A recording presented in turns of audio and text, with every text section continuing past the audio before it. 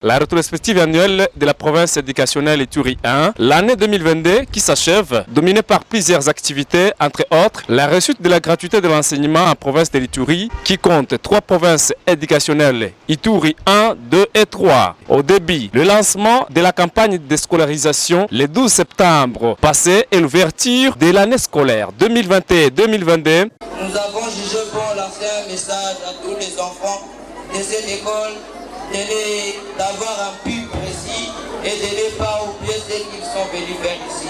Nous devons savoir que notre premier défi, ça doit être l'excellence, la rigueur et la discipline. De cette occasion, les prophètes de la province éducationnelle Ituri 1, dans son mot, avaient remercié le président de la République pour la gratuité de l'enseignement de base. En dépit de la politique de la gratuité de l'enseignement primaire, décrétée par le gouvernement de la République démocratique du Congo, le 30 août 2019, 3 ans après, il existe de nombreux enfants en âge scolaire qui ne fréquentent pas l'école primaire et qui sont en dehors de l'école dans la province de Ituri. Le 21 avril 2022 était marqué par une tournée administrative dans toutes les sous-divisions de l'EPST effectuée par les prophètes de la province éducationnelle Ituri 1. Lancement du projet d'équité et de renforcement des systèmes éducatifs PERS à province de l'Ituri au mois de mars 2022. Une nouvelle pour les enseignants mais aussi les parents dans la province de l'Ituri. C'est toute une satisfaction de la part des parents dans la province de l'Ituri, dans le sens que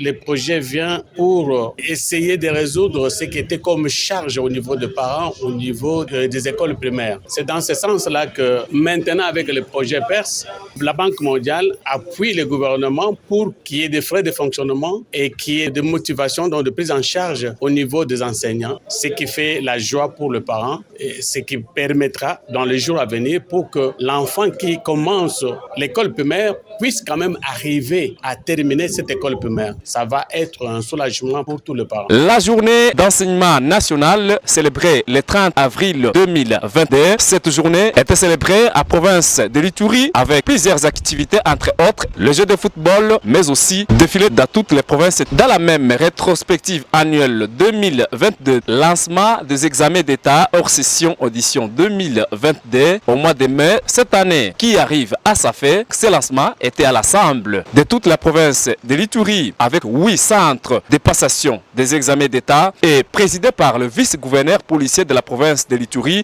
sous l'état de siège. La sécurité est causée par nous-mêmes, fils de l'Ituri, mais nous-mêmes, nous, fils de l'Ituri, nous sommes résolument déterminés à nous mettre ensemble pour écarter cette insécurité afin de donner la chance aux enfants de poursuivre leurs études. Ainsi, au nom de son Excellence, Monsieur le gouverneur de la province, nous lançons officiellement ce jour les débuts des épreuves hors session. Le 31 septembre 2022, marqué par une rencontre tenue par les sous-prophètes de la ville de Bunia à Ituri, devant plus ou moins 350 responsables des différentes écoles de la ville de Bunia sur la récolte des données statistiques et évaluation de la gratuité de l'enseignement en ville de Bunia. Les chefs d'établissement, nous allons leur demander de prendre la collecte des données statistiques au gras sérieux.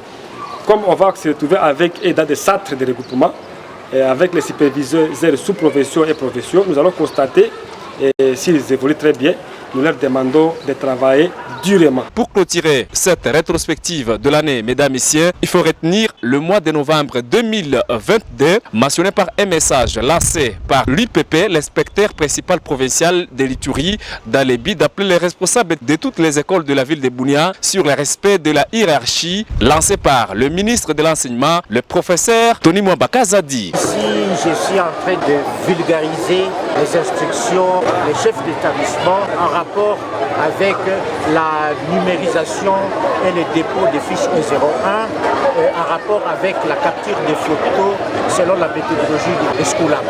Je suis en train de les sensibiliser aussi en rapport avec la consolidation et la pérennisation de l'enseignement primaire et la lutte contre les antivaleurs. Aux parents et aux élèves de dénoncer tout le monde qui va leur demander de l'argent. Je demande seulement de respecter les instructions émanant de la hiérarchie pour qu'on puisse bien travailler. Fait de cette rétrospective annuelle 2022, mesdames et messieurs, de Bunia, province de l'Ituri, Joseph Kalou. Kandole pour la RTDIC, la chaîne thématique de l'éducation en République démocratique du Congo.